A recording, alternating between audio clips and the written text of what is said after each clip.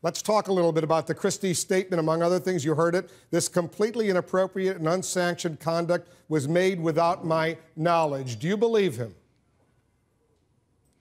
As this story continues and as things begin to unravel with emails, the actions of counterparts, resignations, engagement of defense counsel, that position becomes more and more difficult to understand, more and more difficult to comprehend, and quite frankly, more and more difficult to believe. Right from the beginning, people were saying it was about me and about failure to endorse.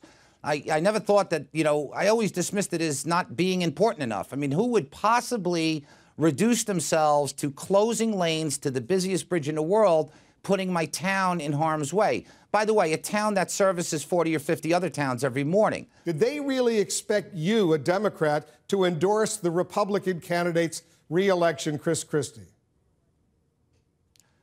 I guess. I've said this many times. I don't recall a specific request to endorse, but, the events that led up to all of this, I guess you can interpret to be somehow attracting me to endorse, but I'm grateful to my instincts because they certainly have proven me to be correct, because nobody should have to do anything like that or provide any support under threat of retribution. I'm ashamed to be in the position of an elected official in the state of New Jersey and now to be painted with broad strokes and have to deal with business as usual here in the state of New Jersey. It's not fair. It's not fair to the folks that follow the rules. It's not fair to the folks that are in these positions for the right reasons. Tell us why you believe this is an important issue that has to be reported on and assessed.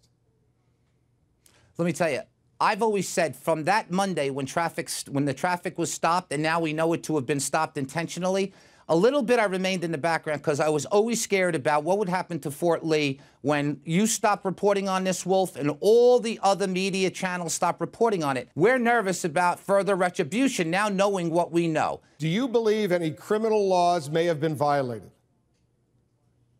You cannot close down the busiest bridge in the world for political retribution. It's not something that's possible. You have intentionally put people in harm's way.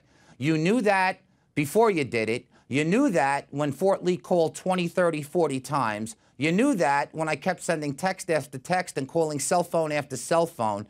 You always knew that because we were telling you that that was happening. To shut that bridge down and to put my folks in absolute danger, I think it's more than civil. Let me answer the question that way.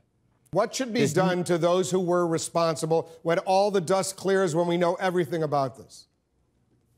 Well, for those that are responsible for this most heinous act, they can no longer be in positions of power in government. Have you heard from the governor? Has he called to apologize, for example?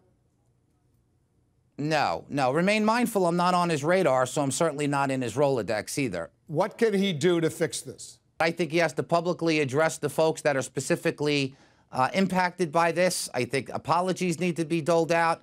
And I think reforms have to be put into place to make sure that this never, ever happens again.